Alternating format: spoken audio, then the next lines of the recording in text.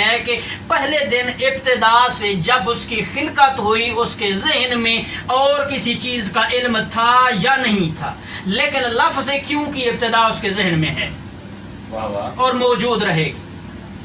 بین bracket یہ کہتا جاؤں گا تاکہ جملہ مشوش نہ ہو جائے کہ یہ کیوں کی سوچ اور بصارت بھی اللہ نے عطا کی ہے، لیکن کیوں ذہن میں انسان کی فطرت ہے آتا ہے، چاہے کام مثبت ہو تب بھی کیوں آئے گا، اگر کام منفی ہو تب بھی کیوں آئے گا۔ یعنی علت وجہ تسمیہ انسان کی ضرورت بھی ہے اور واجب بھی ہے اس کے لیے جاننا بھی۔ تو اللہ کہہ رہے پس سوال کرو۔ اللہ نے کہیں کسی جگہ پہ بھی کسی بھی تفسیر میں مفسرین نے نہیں لکھا ہے کہ مقید کیا ہو کہ یہ سوال کر سکتے ہیں اور باقی نہیں کر سکتے۔ اللہ نے عمومی امر دیا ہے کہ پس ہر وہ بندہ سوال کرے۔ کون سوال کرے؟ جو نہیں جانتا۔ بسم اللہ۔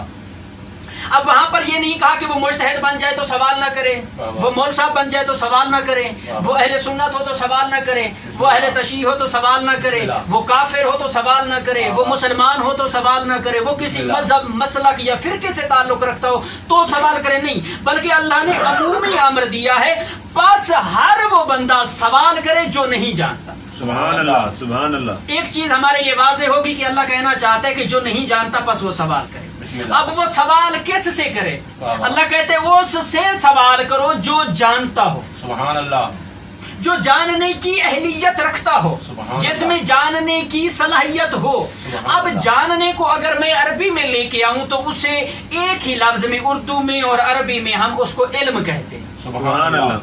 جاننا یعنی علم رکھنا، پہچاننا، معرفت رکھنا، یہ سب لغوی معنی اسی اصطلاح میں آئیں گے، جاننے کے معنی میں، پہچاننے کے معنی میں، پہچاننے کی پھر آگے اگر اصطلاح میں جائیں گے تو وہ معنی معرفت میں آ جائے گا، بسم اللہ۔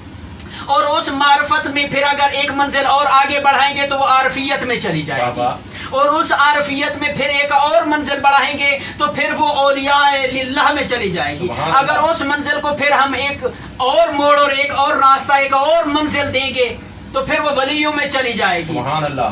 لیکن یہ بھی بتاتا چلوں اولیاء اور ولی لفظ ایک ہے لیکن معنی و معرفت اور درجے بندی میں ان کے الگ الگ مقامات ہیں۔ سبحان اللہ۔ جس کی شہید مطہری نے بعض لفظوں میں نشاندہی کی، چونکہ میرا موضوع اس طرف نہیں ہے، میں اپنے موضوع کی طرف چلنا چاہوں بسم گا۔ اللہ۔ اب اس میں ایک مرحلہ ہم اور بڑھاتے ہیں تو وہ ولی، پھر ولی میں پھر اور الگ الگ کیٹیگریاں ہیں۔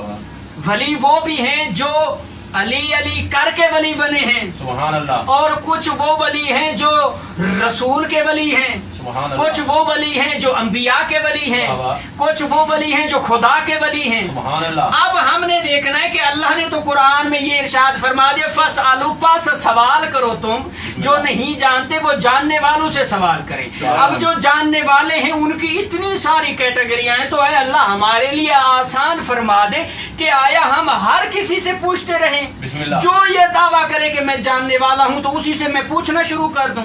نہیں، اللہ نے کہا پس ان لوگوں سے سوال کرو جو جانتے ہیں۔ وہ جاننے والے اللہ نے اور مفسرین نے یہاں پر جن کو واضح کیا ہے کہا وہ فقط اور فقط محمد اور آل محمد کی ذات۔ سبحان اللہ۔ آواز بلند صلوات۔ اللہم صلی علی محمد و آل محمد۔